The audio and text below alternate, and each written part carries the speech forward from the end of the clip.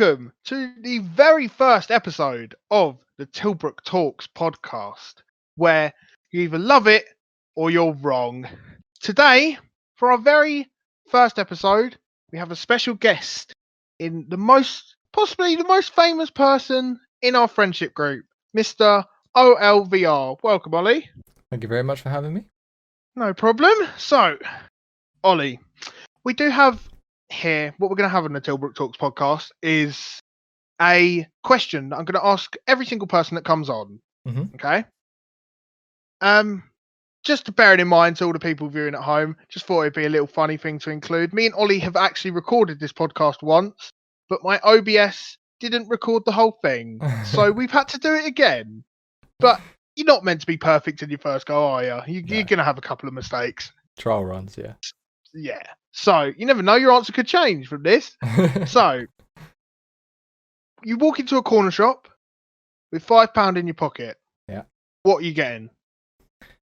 So I'm probably going to stick with my my first answer. Original answer. Okay. Yeah. So I'll walk in, get a bag of Maoam pinballs. Nice. Start off. Then I'll probably get a Coke or a Pepsi, whichever one, don't really matter. Nice. And maybe a bag of Doritos, but I've got to be in the mood. What flavour Doritos though?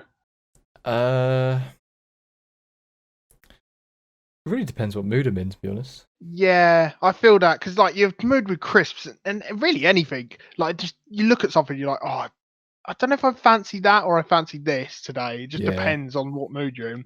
Like I went into a corner shop earlier and I picked up a Dr. Pepper. And you ever had the Oreo sandwich chocolate?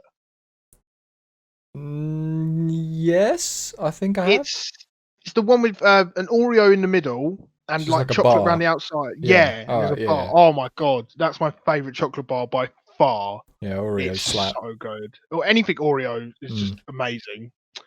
So, Ollie, thank you for coming on. No Got a couple of questions for you because obviously you are doing YouTube at the moment and it's going quite well. You've just hit Grand Champion, which is fantastic. So what made you start your YouTube? Like, how did you get into it? What come about in your head to think, well, I could do YouTube? And your whole editing style is quite unique, quite interesting. Like you put a lot of effort into your videos. So what made you think that you could start YouTube? So the idea came about, I'd say about a month or two into the original lockdown, which was like... Oh yeah. Feels like yesterday. Like March last year. That's crazy. I was like, I had nothing to do, bored out my mind. I had an Xbox and I was playing Rocket League and I found myself playing it pretty much all day, every day. Yeah. And I was trash when I first started. I think this time last year I was like silver or something in Rocket League. Yeah. And yeah, I just played it and played it and played it. I was watching YouTubers like Musty and all the big YouTubers for Rocket League. And I was like, I'm determined to get better at this game. Because there's so many ranks above me now. And I was just like watching other people do all these wicked tricks and stuff. And I was like, I really want to be able to do that. Okay. And once I started progressing myself, I was like, I still have so much free time because of lockdown.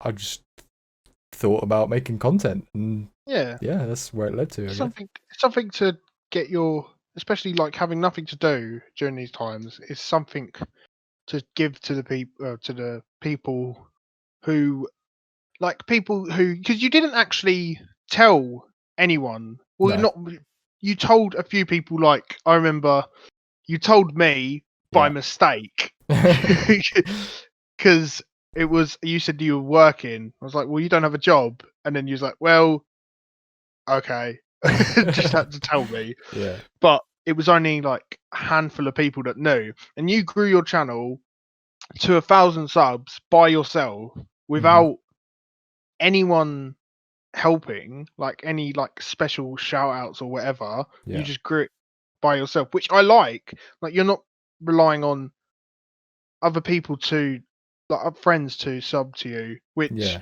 I mean that's a bit hypocritical of me because I've told a lot of people about this podcast. But I respected it when you done it because you didn't want everyone to invade it and then you don't feel like it's genuine. Yeah. Which I liked. And you've done really well with it. You're heading towards 2K subs now. What's your how to air dribble video on with views? I last time I checked, I think it was like just approaching 70k, I think. 70k. See, that could even this year, that could even hit 100, which Yeah. is phenomenal, which I think is absolutely brilliant. What you do for YouTube, how you edit, your editing style is like very, very unique. Thank you. And it's incredible. I'm a big fan. I know we're friends, but I'm a big fan of your stuff. Thank you. But with Rocket League, because you have had some like trouble with lag, Oh god, yeah. and like I can tell, like sometimes when we play together, you do get a bit frustrated with the game. Yeah.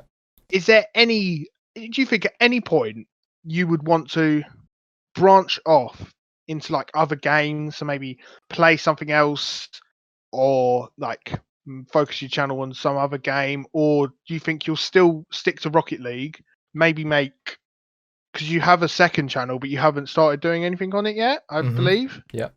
Do you think you're gonna stick to Rocket League on your main channel, or do you think you'll branch out into different games? So with the channel I'm running now, that will probably most likely stay Rocket League orientated. Okay. Simply because of the reason, like once you build a community based on one game, it's really hard to change because then like if you start off a channel playing multiple different games, people will come to expect it. But if you then suddenly just shift content, you'll find a lot of people that come to watch a certain game will just be like, okay, see you later. Yeah, because a lot of people go on YouTube and they watch the games that they play. Yeah. But like I would think a lot of people watch your videos because they like you. Yeah. Not because of the game. Like I think some of it is because of the game and you, like as one. But I think a lot of people do watch the videos because it's you making the videos, not Rocket League itself. Yeah. So that's always a good thing. That's when you could build that relationship with your audience. Yeah, definitely. Which is something you have already done. I've seen people ask to do collabs with you. And here's me doing my second collab with you. But with YouTube, if you say, for example, this lockdown didn't happen, do you think you would have still done YouTube and Rocket League? Or if you wasn't doing this, what do you think like you would go on to? If you wasn't doing YouTube and Rocket League, what do you think you'd be doing right now? Okay, so I've always once the ball started rolling for me on YouTube, I always said to Jade, like, the lockdown, as bad as it is still going on. It's still bad as it is. Just going on like, to too long. It was almost like a blessing in disguise for me. Okay. Because without the free time that it gave us all, I 100% would not have gotten into this. Because I went into it knowing absolutely nothing. No, you went into it like barely even knowing. Well, when you started with Rocket League, like you said, you were a silver. Like no one's gonna, but no offense to any silvers players, but no one's gonna want to watch a silver player on Rocket League on YouTube. No. So you had to start not just from YouTube the beginning. You had to start in the same year Rocket League in the beginning to improve, to get better, to then think I can make this content for people to improve, like help them improve. Which is something I really like, the dedication that you've put into your YouTube and the Rocket League. By far the best Rocket League player I know. Like without a doubt. But I do like the fact that you've gone from absolutely nothing, knowing pretty much nothing about this game, to the best player I know, and a lot of people know, playing like within a year, probably even under a year, I'd imagine. I'd say, yeah, it's probably about the year mark. That's incredible. I think that's so, like, it just proves to you that you can, if you put dedication and time into anything, you could get anywhere, Yeah, 100%. which is a good story. But you, what do you think the future holds for your channel for OLVR? Oh, that's a difficult question. Well, obviously there's hopes that like I can turn this into a paying hobby almost. It's not, it's like Yeah. it's a hobby now, but I hope that the dedication that I'm putting in will pay off in the long run. Okay. Yeah, so like you can actually earn from it, doing something you enjoy. Yeah, of course. And because I know you're a big fan of editing, Yep. the editing that you do. So doing something you enjoy, because you're not only just making the video, you're editing and you're doing the style. It's like your own artwork. Yeah. It's something you enjoy, and if you can get paid for that and have it as like a secure kind of income, that's just a added bonus. Yeah, that's brilliant. Yeah. It's fantastic. That's what I love. One thing I absolutely love about YouTube is just it gives people the opportunity to do what they love. Yeah. And share it with everyone. And possibly even if you become good enough. I know it's very hard to break out on the YouTube scene, Yeah. but it's still a possibility. You never know. If you put the dedication and the hard work into it, people take years to get to where they are. You can't expect it to, in a flash, be successful. Yeah. So if you could put dedication into it, which you're doing, you can get anywhere. Mm-hmm. Yeah. If you had to pick someone, like who inspires you to do what you do? Who inspires you as a person? What, like the YouTube scene or just The in YouTube general? scene or just in general? Like both. Let's say both. Okay, so for YouTube scene, I'd definitely see Musty as a huge inspiration for the Rocket League YouTube scene. Like the dude's he's literally like, I think it was about a month ago he turned 20. God, And is he younger than us? Yeah. Oh my god! I thought he was older than us. Yeah, and like I was watching his stream the other day, and like everything that goes into his content, is incredibly detailed. Yeah, he does a lot of work. He's just turned pro, if I'm not mistaken. Yep, is that correct? That's just happened. Yeah, he's just gone pro. He's even got he's even got like a move named after him. Yep. Sorry about that, ladies and gentlemen. Just have to answer the door because I'm the only one in my house at the moment. So yeah, as we were saying, Musty being such a big influence, like I said, he's got his own move in the game named after him, which is still like, imagine that, like being so well known in a community that there is a move named after you. Yeah. So the story behind that was what I think it was back in 2017. He was just messing about with mechanics in the game, and then he posted a clip onto Reddit of him doing it. And then like all the comments were like, okay, this needs a name for this move. And yeah, he replied saying, oh, what about the Musty Flick? And it just stuck. See, it's a catchy name as well. Like it helps having a catchy name. The Musty Flick, like you couldn't have that with everyone. No. Like just calling it something simple as that. Like, I don't know. I can't think of one off the top of my head. Yeah, it's really difficult. But like Musty Flick just sounds like something that was in the game anyway. Yeah, it literally sounds like it was something that was meant to be in the game. Exactly. And like that's just perfect. And I would just, you're being such a big influence. I can imagine he is someone who does inspire you because he's such a big influence in the game. He is the biggest Rocket League YouTuber, if I'm Yep, correct. that's correct. Yeah, he's done so well. Him and Mertzy Yeah. were fighting to be like first to 1 million, weren't they? And then Musty just shot up Yeah, that massively. was crazy because it was Christmas where Mm. the race to 1 million finished, and then at the end of January he hit 2 million. That's incredible. That's So, a million in a month. yep, How can that just baffles me? he You can get a absolutely blew million up. subscribers in a Yeah. month. Yeah, it was crazy. Because it took him I think it was 2 or 3 years to get 1 million, and then in a month he gets another million like that. It was absolutely crazy. It's like, well, okay, damn, I wouldn't know how to react. Absolutely insane. Proper good. So you've talked about who inspires you in the YouTube scene, but who inspires you outside the YouTube scene? I've got to say, my mum and my dad inspire me a lot. Yeah. The grafters. heavy grafters. Huge work ethic, both of them. That's rubbed off on me, I think.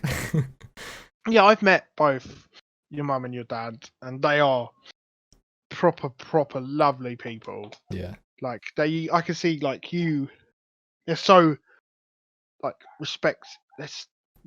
like I can't think of the word. Not respectful, but like they're so caring. Yeah. Like your mum, especially. Like whenever I come to see you, just comes, says hello, gives me a hug, and I just like she's so. Your mum's such a fantastic woman. Stick the kettle She's on. had to stick the kettle on. She's been through a lot, Yeah. and like I know you've been through a lot, and we've been through a lot together. Like for people that don't know, me and Ollie go back to year 3. Oh god, Isn't yeah, it? so many Yeah, years. we've known each other since year 3, and there's been a lot that we've dealt with together. Like we've had family members who have passed away. Yeah. We've had Dom, which is a big one for both of us. Yeah. Like we've always been there for each other. It's always been a hard time, but we've always had each other's back. So that's why I've got so much respect for you, Big because love.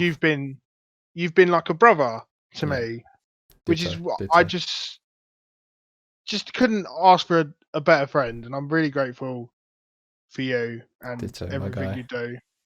Just so much love for you.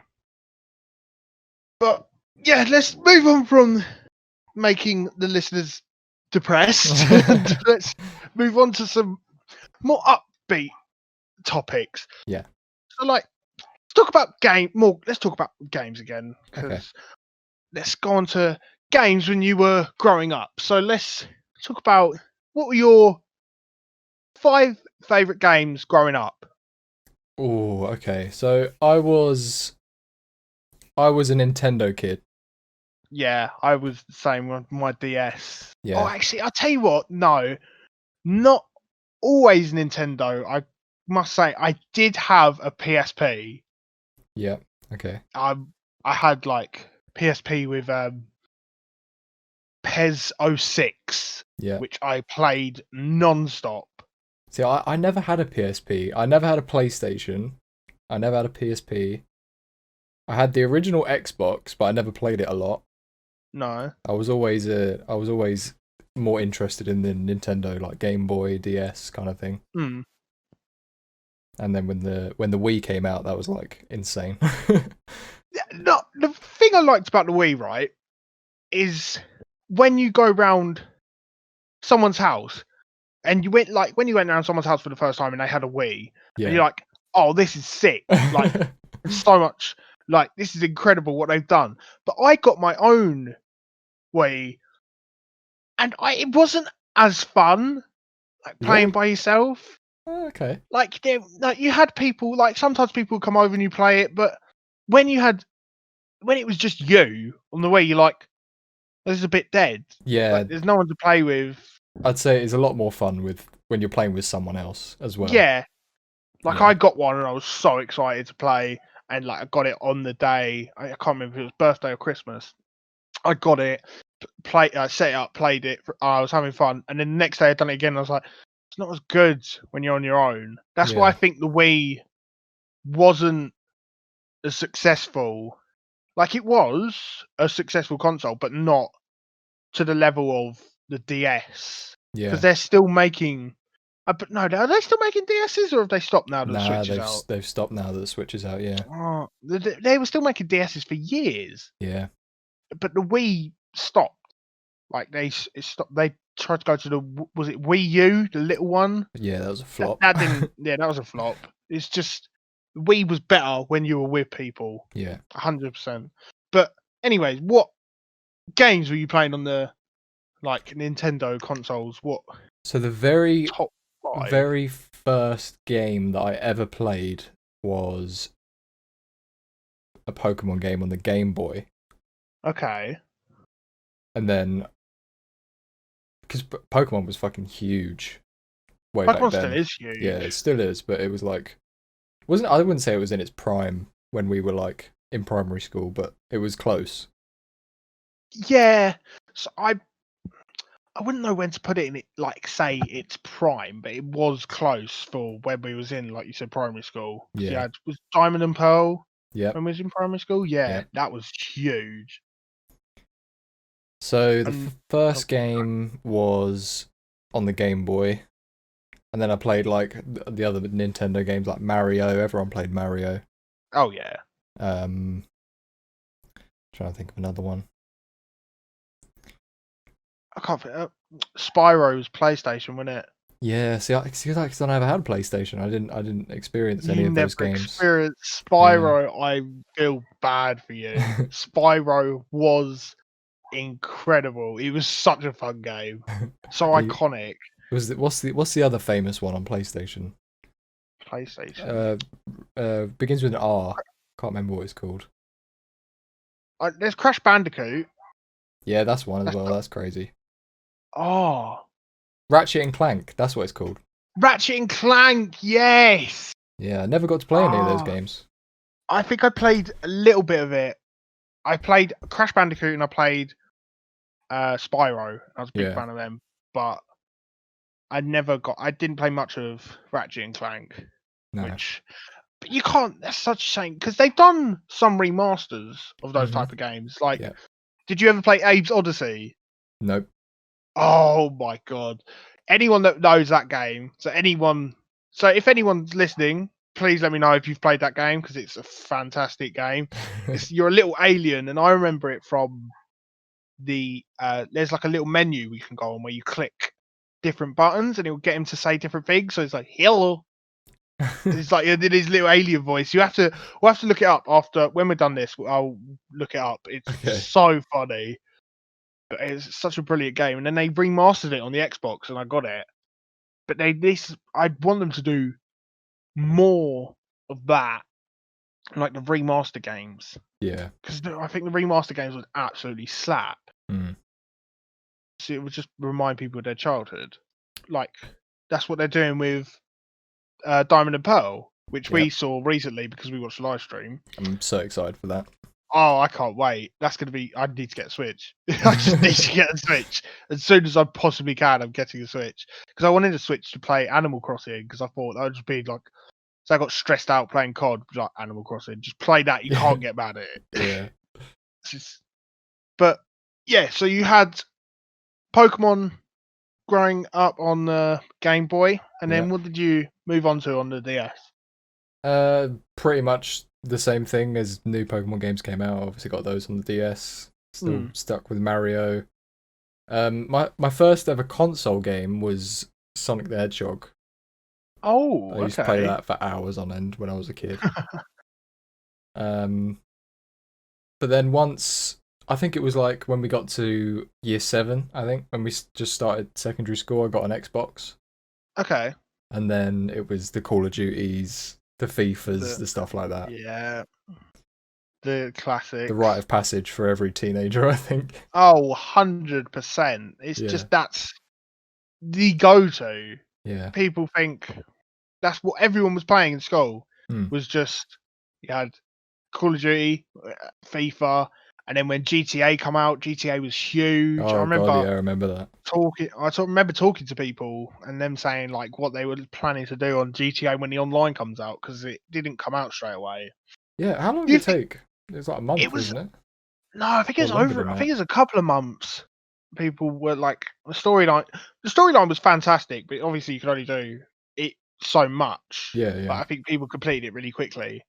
But I think took over a couple of months and then it come out. I might be wrong in that, but you still think me and Rory go on GTA quite a lot, like to go to the casino, we'll do our spin, then we'll do whatever. Yeah. But that game still has a massive fan base Yeah, and it's a crazy. mass amount of players who still play the game. How old is it Go now? Like around. 6 or 7 years old?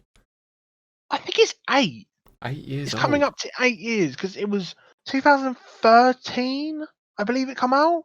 Because I Yeah, that remember it sounds come about out the right. same year that The Last of Us come out. Yeah. Because those two were like fighting for Game of the Year. Because I played both of them. Storyline, Last of Us, I reckon. So I never Pips played it. Last of Us. Did you not? No. Ollie, what is wrong with I you? can't call myself a gamer really. No! I don't really Oh my dabble too god! much I only into. got to play it because my dad had a PS3 Yeah. and I was like I went into CEX and Last of Us was £12 Hmm. and I was like, oh my god, I wanted to play that. He's gone, I'll get it for you. I was like, yes, and just gassed and went home and played it, and it just the storyline was so good. Was it I haven't PlayStation played. exclusive? Yeah, Okay, that's why I that's never what played made it. it. Yeah, I mean, yeah. Well, you had a PS4, didn't you, I for a little did. I while? did have a PS4, yeah, but I didn't play it as much as I thought I would. Because Okay. obviously when the PS4 came out, everyone was like, "Oh my god, there's a new console coming out." Yeah. And then It's we the same got, with the PS5 and yeah, Xbox. yeah, The new and one. and then we got one, and then I was like, okay, let's get FIFA, Call of Duty, all the other games that we played before. And then I didn't really go into it. Didn't really explore many other games, to be honest. Just the same thing. Stick to what you know. Yeah, I mean, here's me still playing Call of Duty. I've brought every single Call of Duty since COD 4. I've had every single one, yeah, and I haven't really Modern Warfare. I enjoy, but before that, the last Call of Duty I really enjoyed was Black Ops 3. It yeah. just dropped down. It was Advanced. No, it was Ghost. Ghost ruined the cycle and made I it. didn't have Ghosts, but I played it and I thought it was terrible.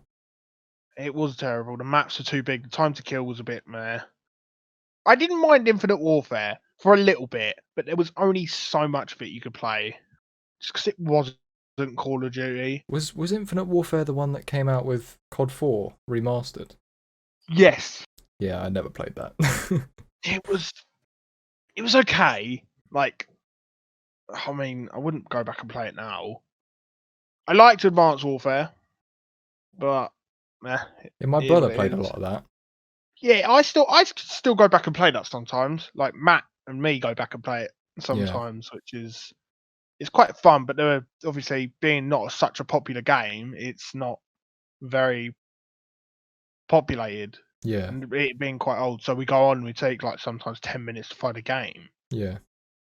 But that was a massive pay to win game because of the supply drops, Oh god, yeah. which is another thing we won't get into because gambling and FIFA and COD would not Yeah. not dealing with that. This is a separate topic. Yeah, that's a separate topic for another time because it's not really something I want to get into because I've given up with. To be fair, I've given up with FIFA at this point. I spent all like my coins on doing this flashback Ronaldo, and I was like, all right, cool. I haven't even played with him. No. So I just gave up. I was like, oh, this game's boring. I've had enough, and I just play COD now. That's it. COD, Minecraft, Rocket League. Yeah. That's it. Oh, well, do have one more question for you, Ollie. Go ahead. Your channel growing the way it is, it's Uh-huh. quite. You get quite a few subscribers every time you post. You seem to gain subscribers. Yeah. What are your plans or your goals for this year, and what is your 5-year plan? A 5-year plan. Okay, so Yes. well, my goals for this year Mm. would to be just to be able to like really knuckle down and figure out a really consistent editing style. Okay. I'm not the biggest fan of having a schedule for like uploading. No, because you can just work it around when you feel like. Yeah. I can understand people wanting schedules to stick to, like to feel like they have a schedule to sit down and do it. Yeah. But it's not for everyone, is it? No. And one thing that a lot of people don't really know about YouTube is that in the beginning, the algorithm is gonna hate you no matter who you are. Oh yeah. Like unless you're like, say for example, I don't know, like Will Smith starts a YouTube channel. Obviously he's gonna get attention. It's Will Smith. Oh yeah. But like if you're just starting out, you're brand new, YouTube is gonna hate you at the very beginning. And that's what you've basically got to put out content, good quality content to please YouTube, and then they reward you with putting your stuff out to other people. So you made me a bit nervous. But yeah, but that's the reality of it. It's harsh, but it's because it's so saturated with people now. YouTube is. It's just how much is it like every minute? How much is uploaded to YouTube? It's something stupid. Yeah, Isn't it? it's like something crazy, like It's ridiculous. millions of hours worth of content every minute or something like that. Ridiculous. Like Yeah. people post stuff constantly. Yeah. And just not. It's just a shame that if you could put the effort and the time into it, then you can pay. It can pay off, but like you said, it's not going to pay off for everyone, and it won't, especially at the start, because you're not, like you said, Will Smith, big name, Yeah. will draw YouTube in more money. Yeah, of course. So not TIllbrook Talks podcast isn't going to bang straight away. But unless I had Will Smith on the podcast. But here's the thing, though. Like at the beginning, for me, I think it took me 3 or 4 months to get my first 10 subscribers. Yeah. I mean, like 3 or 4 months is quite a long time. But if you can do your research and like get the practice in, really knuckle down and work hard in those 3 and 4 months, you can then keep consistently putting out good content, and then that's what will draw people in the long run. So, yeah. Yes, you just got to make yourself unique in some way for you to stand out, to get more people to follow you. Because if you're putting out the same stuff as other people when you're starting off, then it's not gonna bang, is it? Yeah. And no one's gonna be like, oh, I could just watch this somewhere else. Yeah, I exactly. could just do this somewhere else. Yada yada yada. But there's no. You need to stand out. You need to have that Pizzazz. one pizzazz. Yeah, I couldn't think of the word, but pizzazz is perfect. God, I haven't heard someone use that word in God knows how long. Pizzazz. Pizzazz. Oh, right. Ollie. Yes. I think we've covered everything. Yeah. I think we should call it a day. Sounds good to me. All right. Well, thank you very much for coming on and being our very first guest on the TIllbrook Talks podcast. I have been Alex TIllbrook with the guest OLVR. Make sure you go check him out. His link will be in the description. And I shall catch you all in the next one. Bye. Bye.